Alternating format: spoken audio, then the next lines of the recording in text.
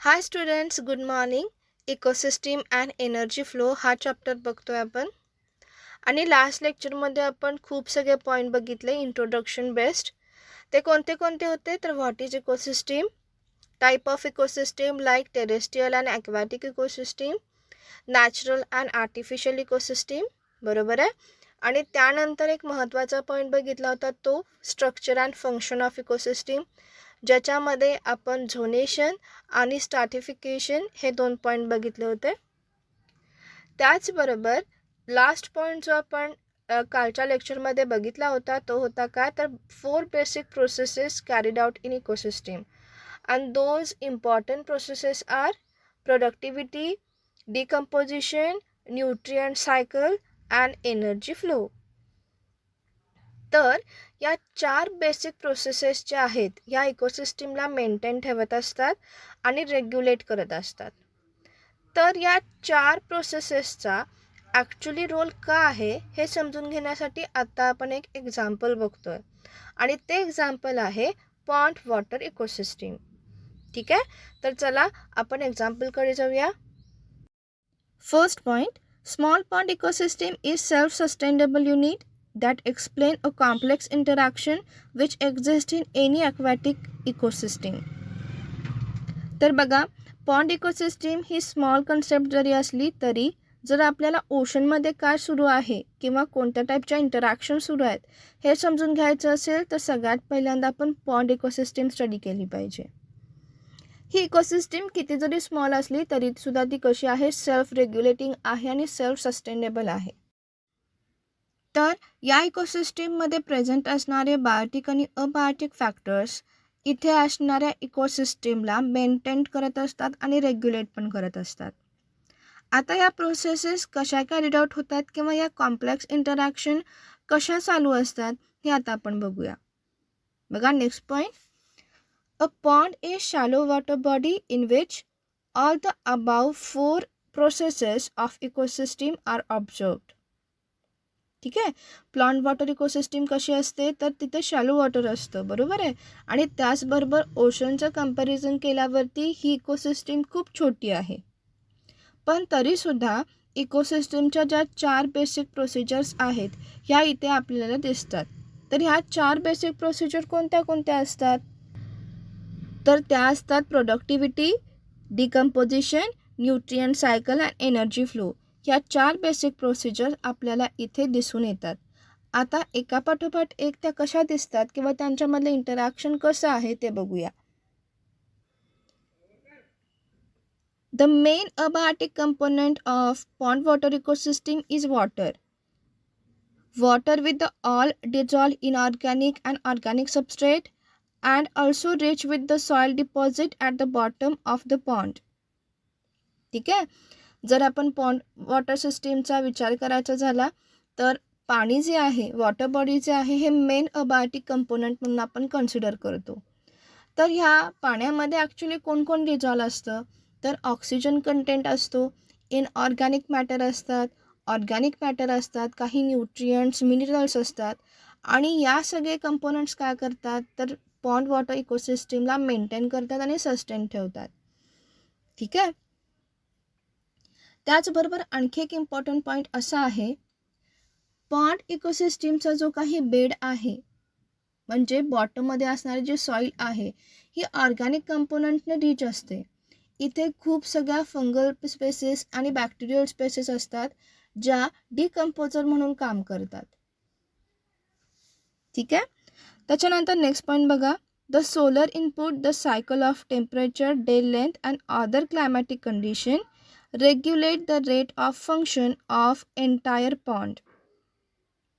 त्याचबरोबर जे major environmental factors आहेत, फॉर एक्झाम्पल टेम्परेचर, त्याच्यानंतर प्रेसिपिटेशन, डे लेंथ एक्सेट्रा, हे काय करतात तर तिथे असणाऱ्या क्लायमॅटिक कंडिशनना रेग्युलेट करतात आणि मेंटेन करतात. आता हे सगळे झाले अबायोटिक फॅक्टर्स जे काय करतात, मेन रोल परफॉर्म करतात पॉन्ड वॉटर इकोसिस्टीममध्ये. आता आपण बायोटिक फॅक्टर्सकडे जाऊया. तर बायोटिक फॅक्टर्सचा विचार करताना सगळ्यात पहिल्यांदा आपण प्रोड्युसर्सचा विचार करतो, कारण प्रोड्युसर्सच असे मेन फॅक्टर्स आहेत जे स्वतःची एनर्जी जनरेट करू शकतात. तर बघा, the producer includes the phytoplankton, algae and other aquatic plants. Phytoplankton, algae आणि अदर ॲक्वॅटिक प्लांट्स यांच्याकडे क्लोरोफाईल कंटेंट असतो आणि त्यामुळे ते काय करतात, solar energy through own energy generate करतात. त्यांच्यावरती दुसरे कन्झ्युमर्स डिपेंड असतात. त्यांच्यामध्ये इन्क्लूड होतो zooplankton, aquatic creatures like insect and fish. ठीक आहे, म्हणजे प्रोड्युसरवरती डिपेंड असणारे हे कन्झ्युमर्स आहेत आणि यांच्यामध्ये इंटरॅक्शन सुरू आहे. आता हे सगळे झाले ॲक्वॅटिक क्रिएचर जे रोल परफॉर्म करतात पॉन्ड वॉटर इकोसिस्टीममध्ये. आता आपण डिकम्पोजर्स बघूया. डिकम्पोजर्समध्ये कोण कोण इन्क्लूड होतं, तर काही फंगल स्पेसिस आणि बॅक्टेरियल स्पेसिस जे generally bottom of the plant किंवा जो काही बेड असतो पॉन्डचा सगळ्यात खाली सॉईल लेअर जो असतो इथे ते प्रेझेंट असतात आणि हे डिकम्पोजिशनचं काम करतात. म्हणजे आपण ज्या 4 बेसिक प्रोसिजर इकोसिस्टीममध्ये बघतो या सगळ्या इकोसिस्टीमच्या प्रोसिजर्स इथे कॅरीड आउट केल्या जातात. इथे आपल्याला एक गोष्ट सांगायची आहे त्यांना की इकोसिस्टीम ही किती मोठी किंवा किती छोटी असू दे त्याच्यामध्ये या 4 बेसिक प्रोसिजर होणारच. या 4 बेसिक प्रोसिजर्स कोणत्या कोणत्या, तर productivity, energy flow, nutrient cycle and decomposition. ठीक आहे, आता आपण एका पाठोपाठ एक या 4 basic procedures in detail study करूया. आणि फर्स्ट पॉईंट जो आहे किंवा फर्स्ट प्रोसिजर जी आहे ती आहे प्रोडक्टिव्हिटी. तर फर्स्ट पॉईंट बघा, constant input of solar energy is a basic requirement for any ecosystem to function and sustain. तर जी इकोसिस्टीमची प्रोडक्टिव्हिटी आहे किंवा जनरेशन टू जनरेशन ज्यावेळेला स्पेसिस न्यू ऑर्गॅनिझम जनरेट करतात या सगळ्या गोष्टींसाठी जी काही बेसिक रिक्वायरमेंट आहे ती आहे सनलाईट. ठीक आहे, कारण सनलाईट काय करत असते तर प्रोड्युसर्सना एनर्जी प्रोव्हाइड करत असते आणि प्रोड्युसर्स हीच एनर्जी नेक्स्ट कंझ्युमरपर्यंत किंवा नेक्स्ट ट्रॉपिकल लेवलपर्यंत ट्रान्समिट करत असतात. आणि एनर्जी असल्याशिवाय किंवा ऑप्टिमम कंडिशन असल्याशिवाय ऑर्गॅनिझम किंवा प्लांट्स हे रिप्रोड्यूस होऊ शकत नाहीत किंवा प्रोडक्टिव्हिटी दाखवू शकत नाहीत. त्यामुळे जी बेसिक रिक्वायरमेंट जी आहे, कोर कन्सेप्ट जो आहे प्रोडक्टिव्हिटीचा तो कोण आहे, सनलाईट. त्याचबरोबर सनलाईट ही मेजर एन्व्हायरमेंटल फॅक्टरमध्ये इन्क्लूड होते, कारण ज्या काही बेसिक एन्व्हायरमेंटल कंडिशन असतात किंवा जे सीझन असतात हे सगळे कुणावर डिपेंड असतात, तर फर्स्ट ऑफ ऑल सनलाईटवर डिपेंड असतात. त्याचबरोबर जी एनर्जी ह्या इकोसिस्टीममध्ये स्टोर आहे ही कुणामुळे आहे, तर बिकॉज ऑफ सनलाईट. सो ही गोष्ट नेहमी लक्षात ठेवायची, solar energy is a basic requirement for any ecosystem. Next one बघा, productivity refer to the rate of generation of biomass in ecosystem.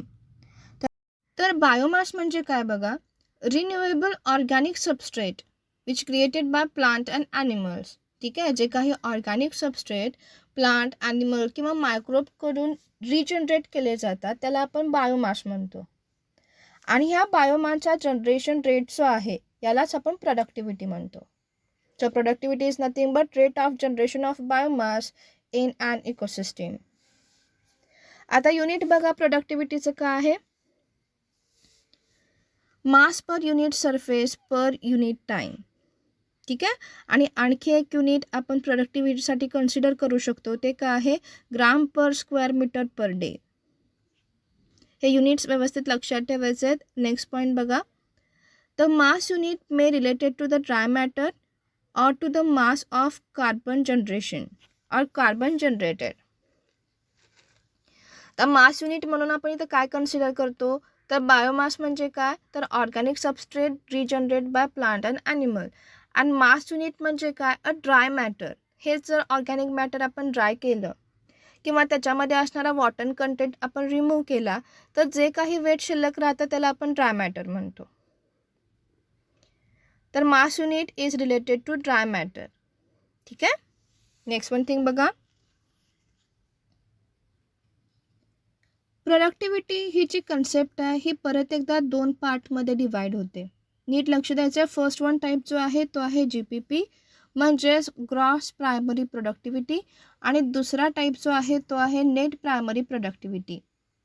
आता सगळ्यात पहिल्यांदा जो पहिला टाईप आहे GPP, याचं मिनिंग काय आहे बघा. Gross primary productivity of an ecosystem is the rate of production of organic matter during photosynthesis. ठीक आहे, प्लांट फोटोसिंथेसिस करतात म्हणून प्लांटकडून जी प्रोडक्टिव्हिटी दाखवली जाते यालाच आपण म्हणतो gross primary productivity. Gross primary productivity ही कन्सेप्ट फक्त आणि फक्त प्लांटच्या बाबतीत कन्सिडर करणारी प्रोडक्टिव्हिटी आहे. एक गोष्ट नेहमी लक्षात ठेवायची, during photosynthesis, organic matter during photosynthesis is nothing but gross primary productivity. Next one thing बघा, हेच gross primary productivity minus respiratory losses is nothing but net primary productivity. आणखी एक डेफिनेशन आहे NPPची, ती काय आहे बघा. In other words, is the rate at which energy is stored as biomass by plants or other primary producers and made available to the consumer in a ecosystem. Plants किंवा जे काही प्रायमरी प्रोड्युसर्स असतात हे काय करतात तर काही metabolic activity दाखवतात. मग त्याच्यामध्ये रेस्पिरेशन किंवा अदर ज्या ॲक्टिव्हिटी आहेत त्या इन्क्लूड असतात. या ॲक्टिव्हिटी त्यांची लाईफ सायकल मेंटेन करत असतात. ठीक आहे, मग ही जी काही एनर्जी आहे ही थोड्याफार प्रमाणात लॉस होते आणि त्यानंतर मग ती नेक्स्ट ट्रॉपिकल लेवलपर्यंत ट्रान्समिट केली जाते आणि यालाच आपण म्हणतो NPP. NPP is nothing but gross primary productivity minus the rate of energy loss during metabolism and maintenance. तर इथे फॉर्म्युला आहे, सिंपल फॉर्म्युला आहे तो काय बघा, GPP minus R is equal to NPP. R is nothing but respiration and maintenance. GPP means gross primary productivity and NPP means net primary productivity. Next point बघा, net primary productivity is available biomass for the consumption to the heterotrophs like herbivores, carnivores and decomposers. तर herbivores, carnivorous आणि जे काही apex consumers आणि decomposers असतात यांना जी काही energy tropical लेवलमध्ये ट्रान्समिट होत असते ही नेहमी कोणत्या फॉर्ममध्ये असते तर नेट प्रायमरी प्रोडक्टिव्हिटी या फॉर्ममध्ये असते. ठीक आहे, कारण बघा ज्या वेळेला प्रोड्युसर्स किंवा plants he on energy generate करत असतात आणि स्वतःची लाईफ सायकल कंप्लीट करत असतात त्यावेळेला ते स्वतःसाठी काही एनर्जी कंझ्युम करत असतात. मग ही एनर्जी रेस्पिरेशनसाठी असो, फोटोसिंथेसिस असो किंवा सेल्फ डेव्हलपमेंट आणि ग्रोथसाठी असो, तर ही एनर्जी जी आहे इथे थोड्या प्रमाणात युटिलाइज केली जाते आणि जी काही राहिलेली एनर्जी आहे ही एनर्जी नेक्स्ट ट्रॉपिकल लेवलमध्ये ट्रान्समिट केली जाते. आता नेक्स्ट वन पॉईंट बघूया, तो महत्त्वाचा आहे, नीट लक्ष द्या. The annual net primary productivity of the whole biosphere is approximately 170 billion ton of organic matter. ठीक आहे, जर पूर्ण वर्ल्डचा किंवा पूर्ण बायोस्फिअरची पण नेट प्रायमरी प्रोडक्टिव्हिटी मेजर करायची ठरवली तर ती किती असते 170 बिलियन टन. याचा अर्थ असा होतो की पूर्ण प्लांट, ॲनिमल्स आणि मायक्रोब्स यांचं फक्त ड्राय वेट जर आपण कन्सिडर केलं तर ते किती आहे 170 बिलियन टन. ठीक आहे, तर ही प्रोडक्टिव्हिटी आपण टेरेस्ट्रियल सरफेससाठी आणि ॲक्वॅटिक सरफेससाठी जर वेगवेगळी ठरवली तर रेन फॉरेस्ट जे असतात, ट्रॉपिकल रेन फॉरेस्ट यांची नेट प्रायमरी प्रोडक्टिव्हिटी ही जास्त असते. जर आपण ही नेट प्रायमरी प्रोडक्टिव्हिटी ओशनच्या बाबतीत कंपॅरिझ करायची ठरवली तर ओशनमध्ये जी काही प्रायमरी प्रोडक्टिव्हिटी आहे ही फक्त आहे 55 बिलियन टन, 55 बिलियन टन, आणि टेरेस्ट्रियल सरफेसच्या बाबतीत ही खूप जास्त आहे. याचं कारण काय आहे तर ओशनचे जे काही सरफेस आहे हा सरफेस खूप जास्त मोठा आहे आणि त्या मानाने पॉप्युलेशन डेन्सिटी किंवा स्पेसिस डेन्सिटी तिथे कमी असते. कुणाच्या तुलनेने? तर ट्रॉपिकल रेन फॉरेस्टच्या बाबतीत. तर परत एकदा सांगते, नेट प्रायमरी प्रोडक्टिव्हिटी म्हणजे काय? तर net primary productivity is nothing but gross primary productivity minus respiratory losses. जी काही टोटल प्रायमरी प्रोडक्टिव्हिटी असते तिला मायनस करायचं. कुणी मायनस करायचं? तर जी एनर्जी मेंटेनन्ससाठी आणि रेस्पिरेशनसाठी स्पेसिसकडून वापरली जाते तिला मायनस केल्यावरती जो काही मास शिल्लक राहतो, जो काही ऑर्गॅनिक सबस्ट्रेट शिल्लक राहतो त्याला आपण म्हणतो नेट प्रायमरी प्रोडक्टिव्हिटी. ठीक आहे. ही नेट प्रायमरी प्रोडक्टिव्हिटी होल वर्ल्डची किती असते? 170 बिलियन टन. आता नेक्स्ट पॉईंट बघा, gross primary productivity means GPP depends on the plant species. GPP नेहमी कुणावर डिपेंड असते? तर प्लांट स्पेसिसच्या बाबतीतच फक्त आपण GPP हा वर्ड वापरतो. And plant species inhabiting a particular area, it is also depend on variety of environmental factors also. आता बघा, प्लांट स्पेसिस ज्या आहेत ह्या सगळीकडे काही सेम असत नाहीत. प्रत्येक जिओग्राफिकल कंडिशननुसार किंवा तिथे अवेलेबल असणाऱ्या न्यूट्रियन क्वालिटी किंवा एन्व्हायरमेंटल फॅक्टरनुसार तिथे प्लांट स्पेसिस अडॅप्ट झालेले असतात. ठीक आहे. तर त्या पर्टिक्युलर एरियामध्ये ज्या सगळ्या प्लांट स्पेसेस सापडतात किंवा जे काही एन्व्हायरमेंटल फॅक्टर्स असतात त्याच्यावरती ग्रॉस प्रायमरी प्रोडक्टिव्हिटी डिपेंड असते. आणि त्यामुळे प्रत्येक जिओग्राफिकल कंडिशनमध्ये किंवा प्रत्येक इकोसिस्टीममध्ये ग्रॉस प्रायमरी प्रोडक्टिव्हिटी ही वेगवेगळी असते. ठीक आहे. आता नेक्स्ट पॉईंट जो आहे तो आहे सेकंडरी प्रोडक्टिव्हिटी. आता सेकंडरी प्रोडक्टिव्हिटी म्हणजे काय बघा, secondary productivity is defined as the rate of formation of new organic matter by consumers. ठीक आहे. प्रायमरी प्रोडक्टिव्हिटीमध्ये आपण अशा स्पेसिस किंवा असा बायोमास कन्सिडर करतो जो फक्त प्लांटशी रिलेटेड आहे किंवा प्लांटने रिप्रोड्यूस केलेला आहे. पण सेकंडरी प्रोडक्टिव्हिटी म्हणजे काय? The rate of formation of new organic matter by consumers. New organic matter is nothing but offsprings. आणि हे ऑक्सप्रिंग्स कोण जनरेट करतात? तर कन्झ्युमर्स जनरेट करतात. प्रोड्युसरशिवाय जे काही हार्बिओरस आणि कार्निओरस शिल्लक आहेत यांची जी काही प्रोडक्टिव्हिटी आहे याला आपण म्हणतो सेकंडरी प्रोडक्टिव्हिटी. नेक्स्ट पॉईंट बघा, alternately it is the rate of assimilation of food energy at the level of consumers. It is the amount of energy available to the consumer for transfer to the next tropical level. Secondary productivity म्हणजे काय असतं? तर जी काही energy कन्झ्युमरसाठी available केली जाते किंवा जी काही energy tropical लेवलमध्ये ट्रान्समिट केली जाते यालाच आपण म्हणतो सेकंडरी प्रोडक्टिव्हिटी. ठीक आहे.